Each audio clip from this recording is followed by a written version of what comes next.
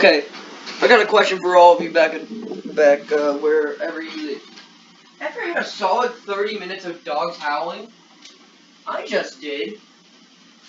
Because we just had a solid like 10 minutes of sirens just going by. So, you know, I don't feel that safe to record.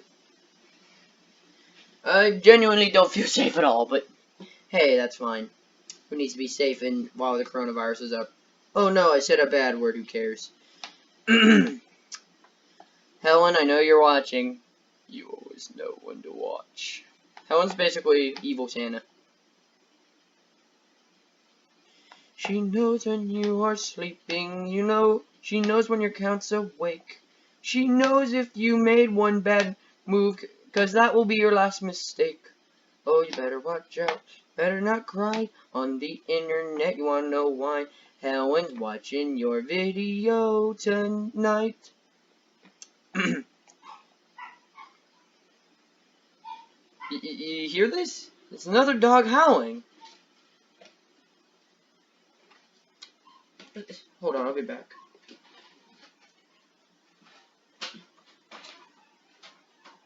Stop howling!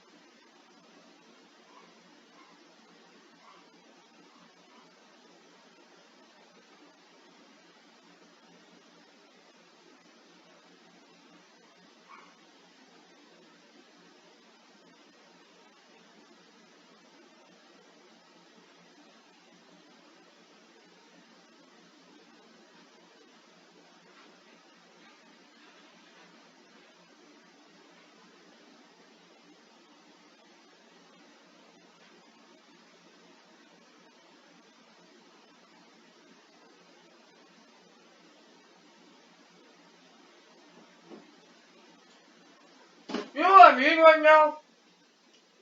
A rapist cop.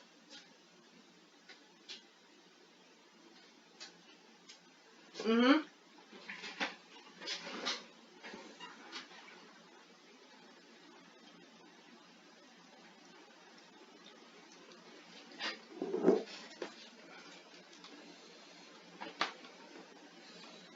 Because it's good.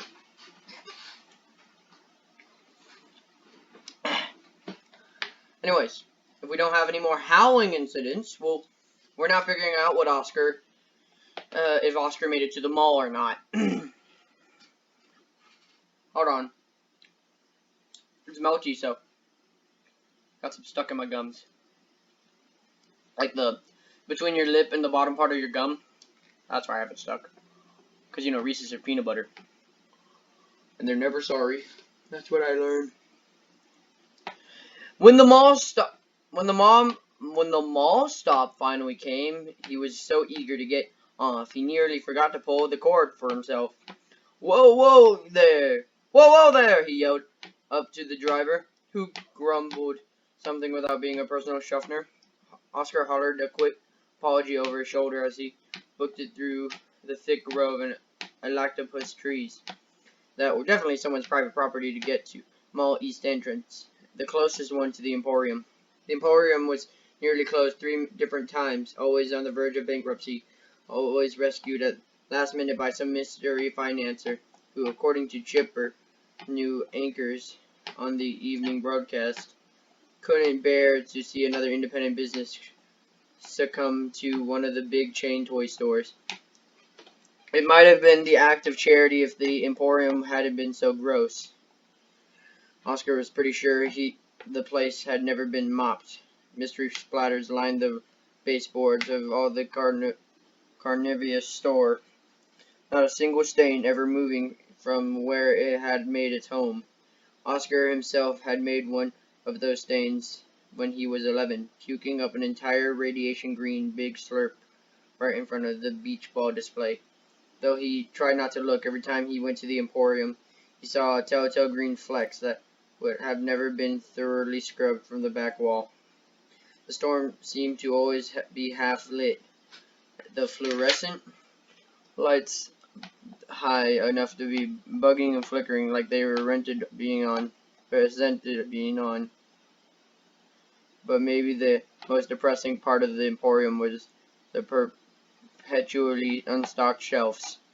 They'd carry maybe a handful of really good toys everyone was clamoring for that year.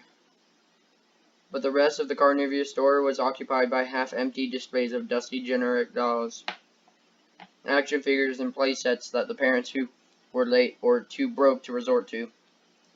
Oscar knew for a fact that his mom had stopped into the Emporium for more than a few times. Always this at the end of her nightly shift, looking for the closest fast meal for a brand-name toy in her small backpack could buy. Oscar never let her see this disappointment. And my dogs are barking at something. But the Emporium was the only toy shop located in the mall. The rest of the town and the big stand-alone stores, Isaac was telling him to meet her there. They wouldn't know something that everyone else in the entire town didn't. I'm gonna be right back. I'm gonna put it to where I last read. I'm sorry for these interruptions. My dogs are just making something mad. My job is to stop them or I get yelled at.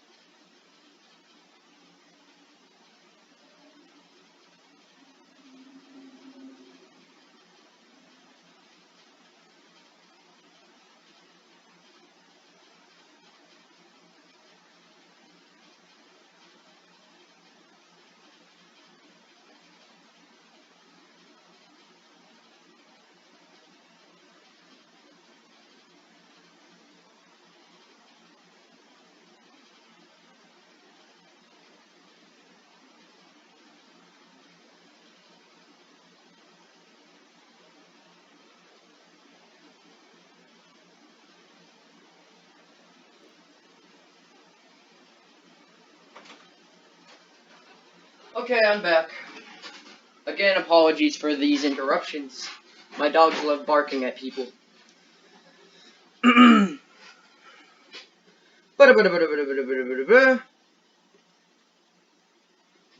Oscar slowed to a walk as he approached the crowd with caution, so unnerved by the sight that many people pushing to get at the Emporium of all places. Hold on. Sure enough, there was register at the door. A single petrified teenager was failing to spectacularly at urging people to be patient. Poor guy probably had zero idea of what he was walking into the day of the shift. Oscar!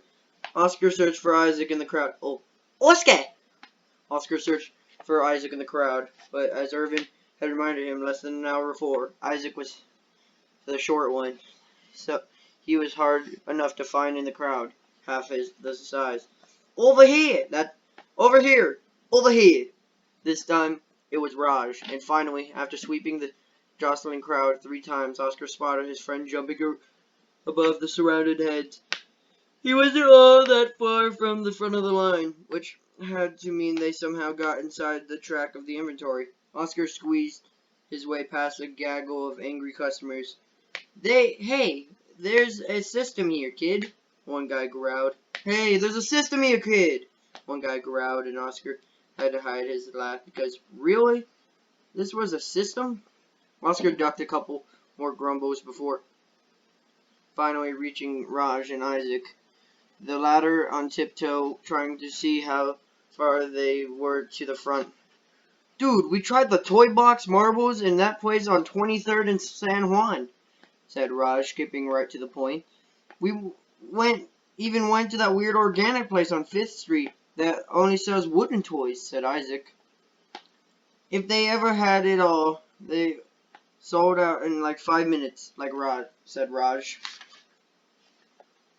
But the Emporium has them, Oscar asked, still in disbelief. He hadn't actually seen anyone leave with one, and seeing was believing. Not on the shelves, Raj said, getting to the good part. We saw Thad outside of Rockets, and he was holding his big Emporium bag, so we knew something had to be up.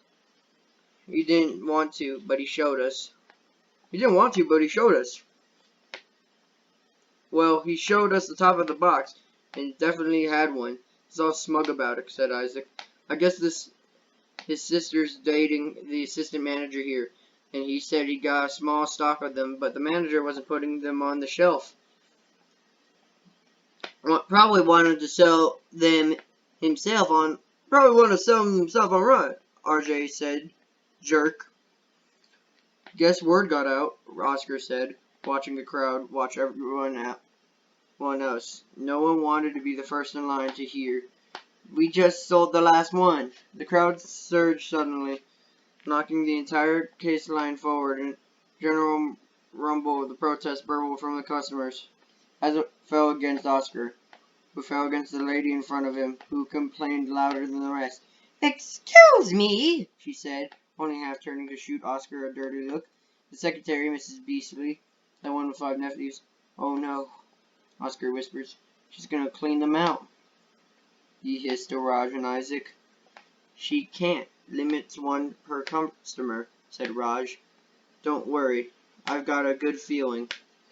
Oh well, if you have a feeling, Oscar rolled his eyes, but secretly he was grateful of Raj's optimism.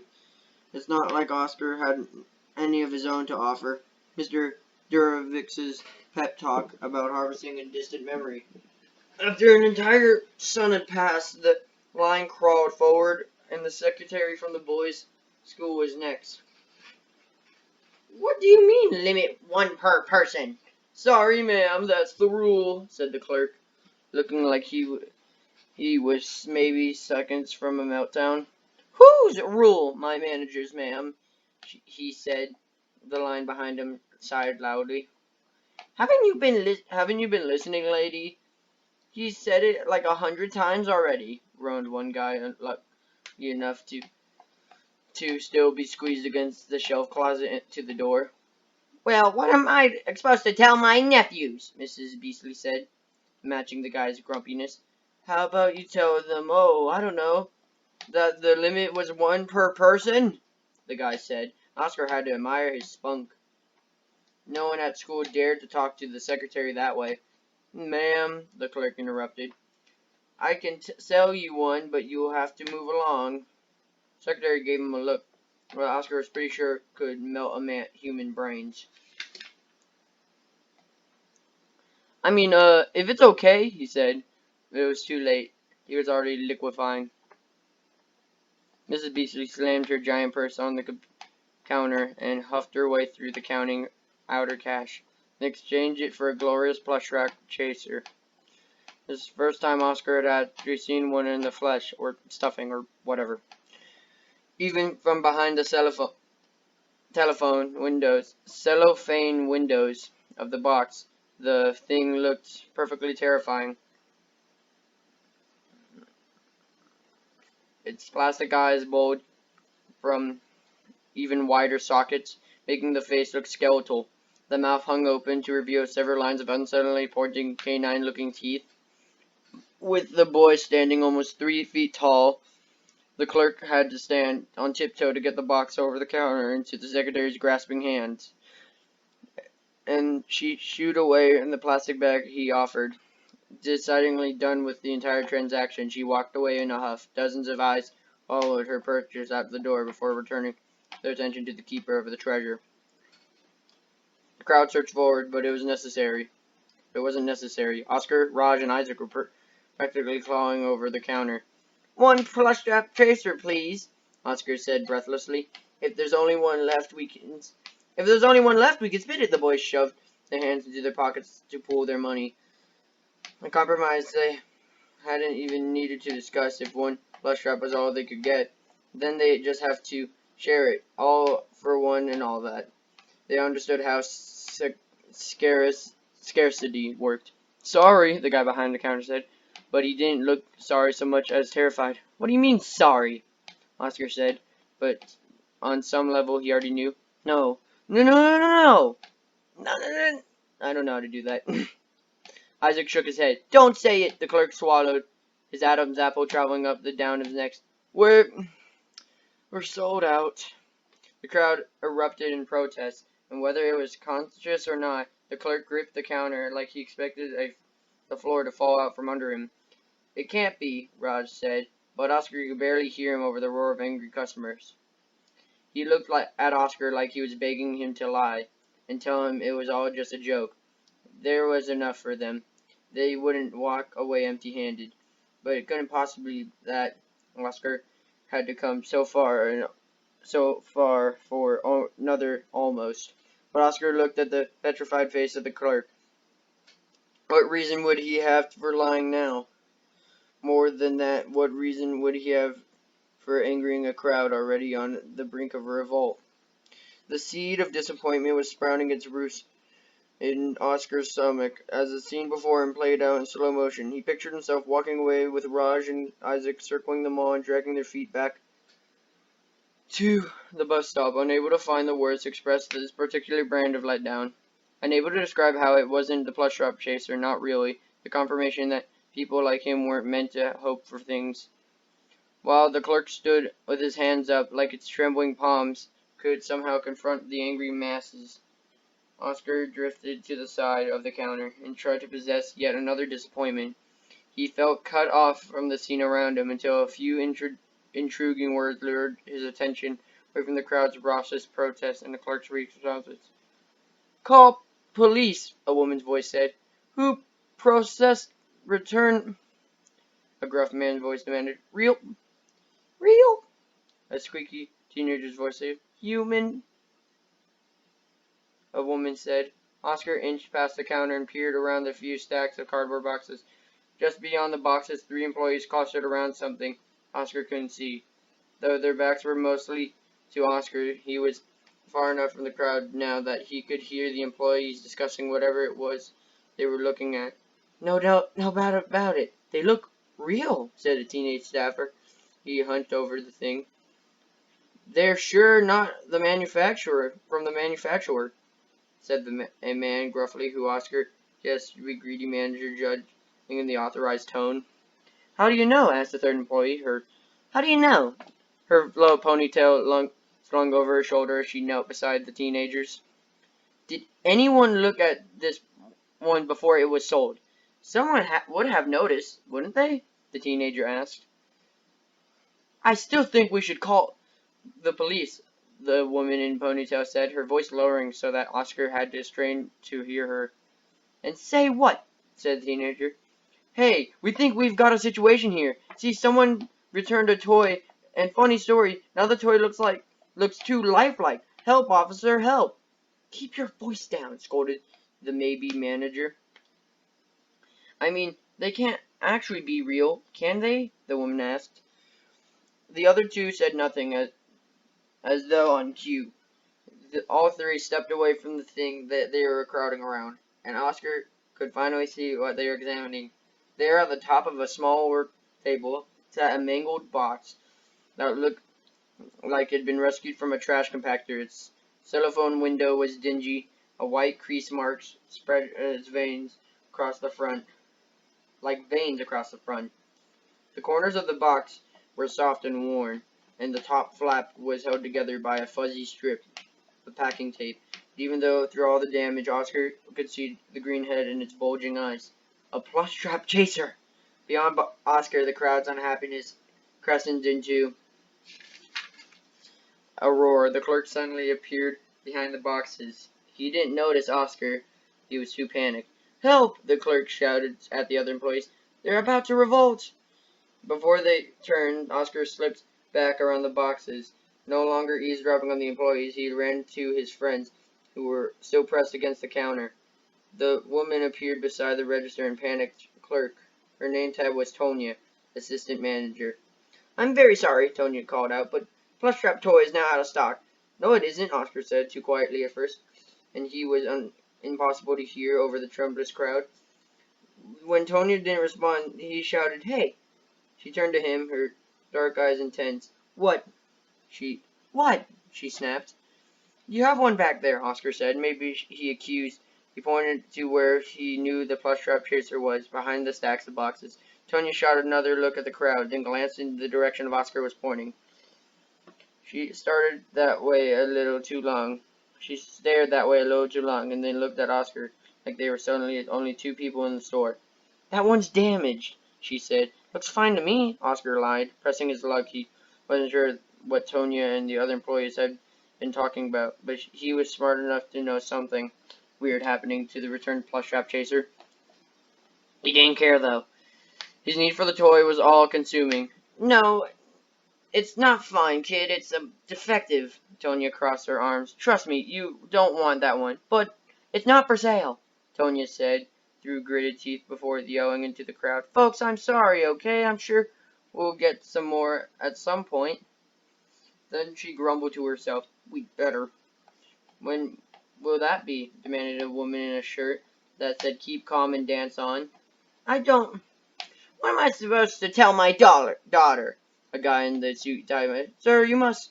Your clerk said you would have plush traps for everyone," hollered a lady who close to Oscar. His ear rang in a shrill echo. I doubt he said.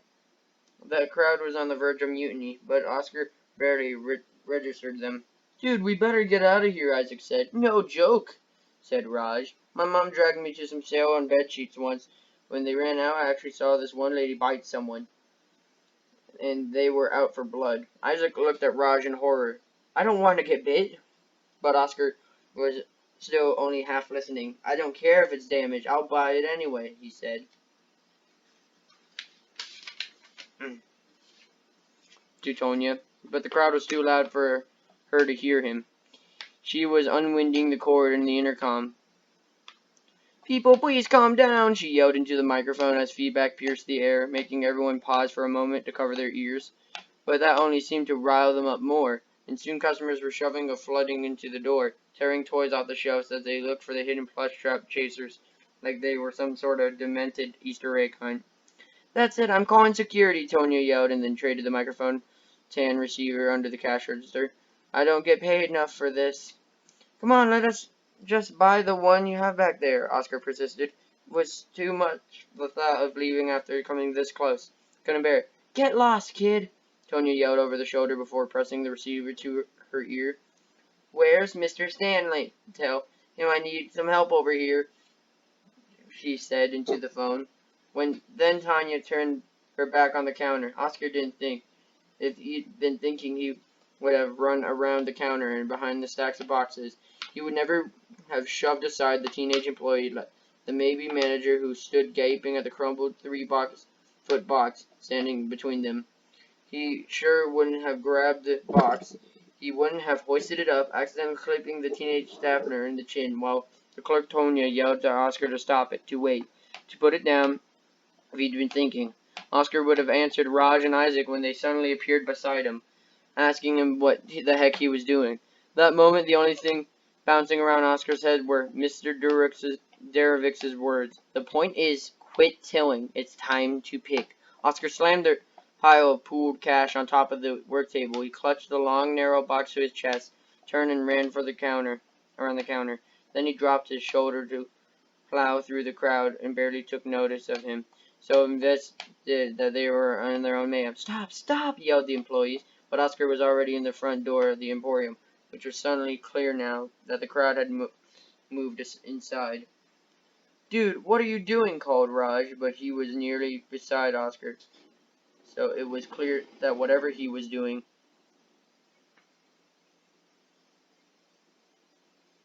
Huh!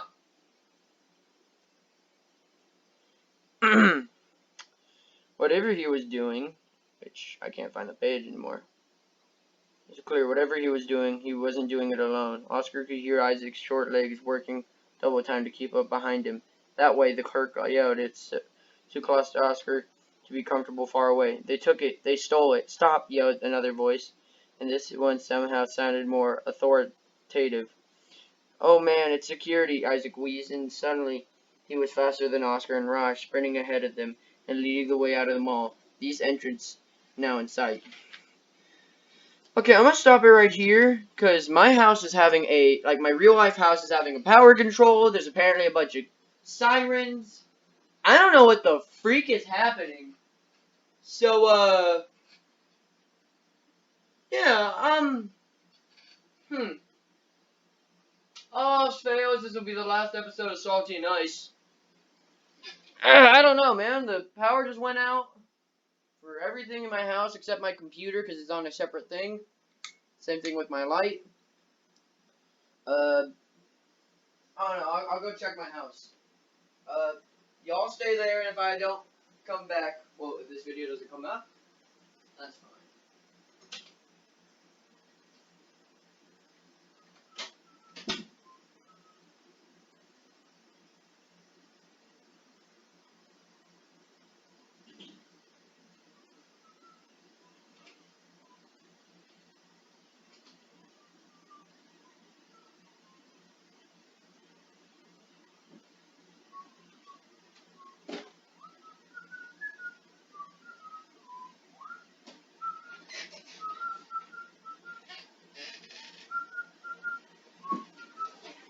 Oh, I'm just gonna guess that everything's fine. Continue reading, and then I'll stop the recording for... Not stop recording in general, but stop the recording so I can make some phone calls about what the freak's happening. So, you know. Okay, we're dead, Raj said, but he was keeping pace with Oscar. We're so incredibly dead. Oscar couldn't say anything. He could hardly process what his body was doing. His mind had completely left the building. Suddenly, Isaac swerved. It only took Oscar a second to see why. Emerging from the restroom doorway to the right was a confused small secretary guard, hiking up his pants. Watching the scene in front of him unfold with slow recognition of the problem, Oscar and Raj sped past him. Just as the guard behind him yelled, "Stop them!" The east entrance glowed ahead of the beacon for safety, and Isaac burst through the door first, holding it while swinging his arm to Oscar and Raj. "Hurry up, hurry up, hurry up!" Oscar and Raj raced through. The boys ran like speeding arrow, Isaac at the head, while they made a hard right toward the private eucalyptus grove. But the parking lot was wide expanse of the obstacles before the trees. Isaac hesitated, and Oscar looked the lead. Is my recording room still up? Yeah, it is. Cool. We even passed minivans and SUVs like they were playing a human arcade game. The obstacles and security uniforms to come out of every corner. Except it was still only the two voices Oscar could hear behind him. When he ventured a brief look over his shoulder, indeed was still just the two. And at least the one form of the restroom doorway looked like he was starting to run out of steam. "Get," he huffed between the strides, "back here. We're losing 'em. Come on," Oscar finally said, his voice sounding like someone else's. If he'd left his body entirely, and this thieving criminal escape artist had taken him over, he wasn't Oscar. In this moment, he wasn't anyone he recognized. "We're almost there," Rogers gasped, but they all knew he meant for the eucalyptus grove. Menthol air was open them. A strong smell coated the inside of Oscar's burning lungs. "That's private property," Oscar could hear the other security guard yell. But he sounded farther away now. It was almost like he was telling himself that, not Oscar, so he wouldn't have to chase the boys once they crossed the tree line. Oscar threw the box over the fence and followed it, tumbling into the ground and rolling through the leaves that had begun to shed now that fall was here. Isaac tumbled over the fence next, followed by Raj, and they took one more collective look through the slats in the fencing to confirm that Oscar already knew the security guards had abandoned their pursuit, with the larger one resting its hands on his knees while he bent, huffing and spitting. The boys were done running, though. It was private property, and they couldn't be there either. but it was more than that. It was wrong. They knew everything about what they just done was wrong, especially with what Oscar had done. Instead of facing that, he tried to outrun it. He ran all the way to his street, even as Raj and Isaac pleaded with them to slow down, that the danger was over, that he was being crazy. They pleaded angrily, in fact, that Oscar knew that maybe it was because he'd gotten them into this mess. He'd been the one to grab the plush trap chaser. He'd been the one to run like a bear was chasing him. He'd been the one to take them decide to run with them or leave him to his own terrible decision and all of its consequences. When they finally arrived to Oscar's house, lungs burning and necks sweating, their legs shaking hard enough to be useless, they collapsed on the floor of Oscar's small living room, splayed in a circle around the 3-foot-long box that was damp with perspiration and decorated with stuck-on dead leaves.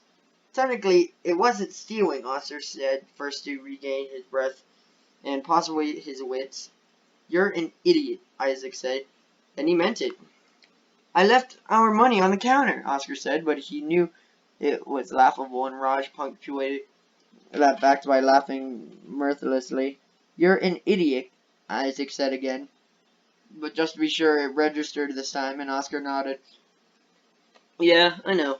This time, they did all chuckle. Not quite a laugh, and none of them meant it, but it was enough for Oscar to know that even though they hated what he did, they didn't hate him and besides, now they had a plush trap chaser regardless of how they got it. But now he could catch his breath. Oscar had time to reflect on the hush conversation he'd heard between the Emporio employees. What was it they said? Something about the parts looking too real? It was hard to see, but what could be the problem? It's more lifelike. The more lifelike, the better, right? Still, the way they'd all backed away from the toy, something definitely wasn't right about it.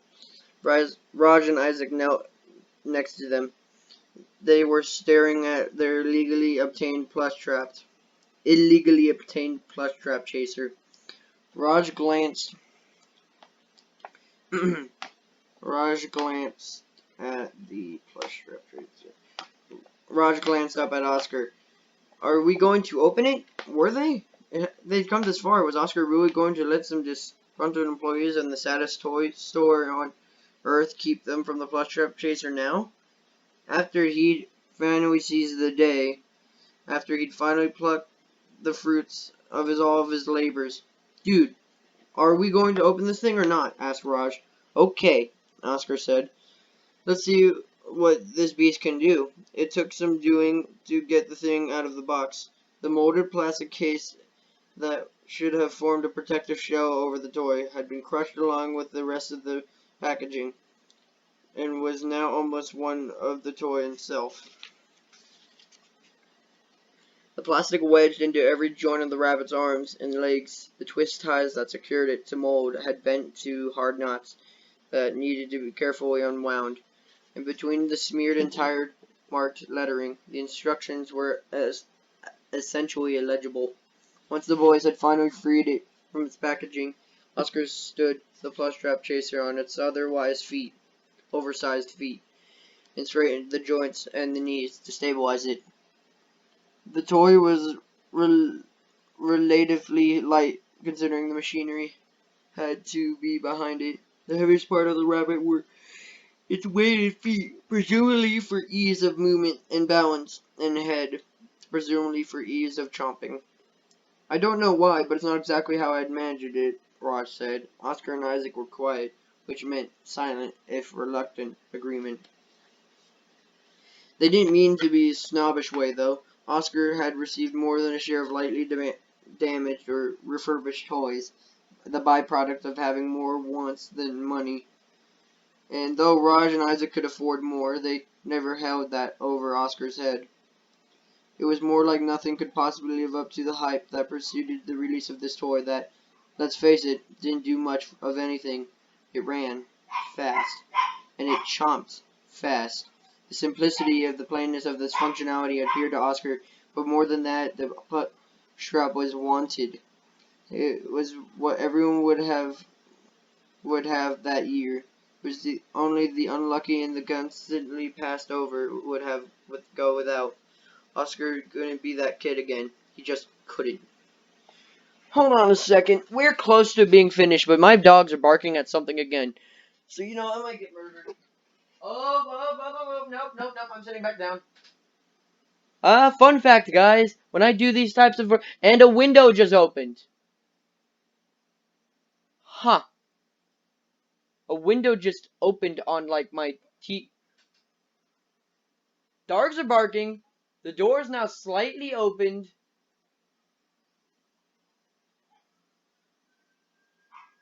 And a window opened on my computer without me touching anything on my keyboard. And sirens are going by. Yeah. This ain't good. This usually means you get murdered, and my phone's right there. And let me guess, if I try to grab it, I'm gonna lose my arm or something like that. And now my dogs are howling. What the freak, man? This is a weird day. Whatever. I know this is one thing I shouldn't say whatever to, but, whatever. Is it just me, or do the teeth look wrong? Isaac pointed to the straight, slightly little, human-looking teeth that were visible through Plushtrap's partly opened mouth. No. Doubt it, though. No doubt about it. They look real. Oscar had to admit the teeth looked a little off.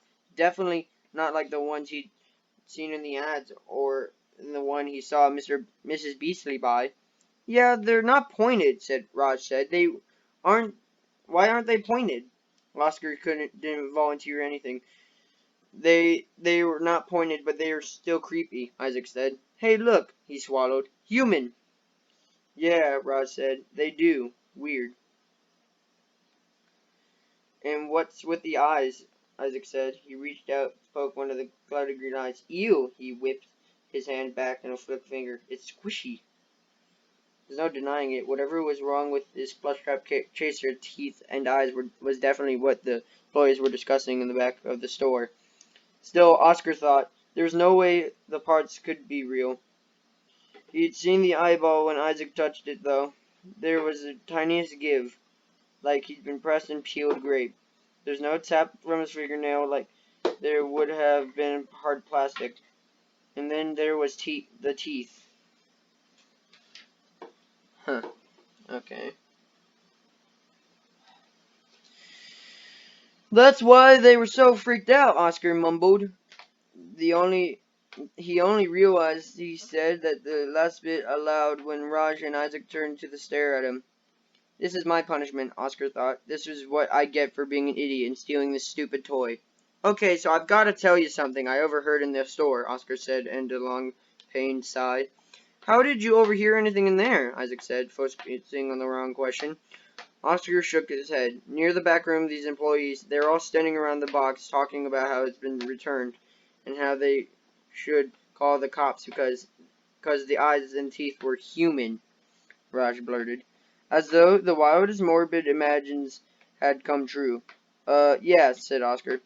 I guess when you say it out loud, it sounds a little ridiculous. Yeah, completely ridiculous, Raj said, eyeing the Plushtrap chaser. Totally, Isaac said, scooting a couple inches from the toy. I mean, it's not like anyone of us got really good look at one up close, reasoned Oscar. They're probably all nightmarish, guessed Isaac. Raj turned to Oscar. You managed to steal us the only Plushtrap chaser that looks half-human hybrid? I think its eyes are following me, Isaac said. Maybe if we see it in action, we'll feel better, Oscar said, trying to reboot everyone's enthusiasm. Okay, that is the end of today's chapter. I have no theories, except that, FNAF has, the FNAF has their own, like, type of, company that keeps rebuying that store to sell off their weird products. Hope you guys have a super fantastic, wonderful day. People like be efficient. I'm gonna call the cops, maybe. Not the cops, but I'll call someone about these weird things happening. See you in the next video, maybe, hopefully. Goodbye.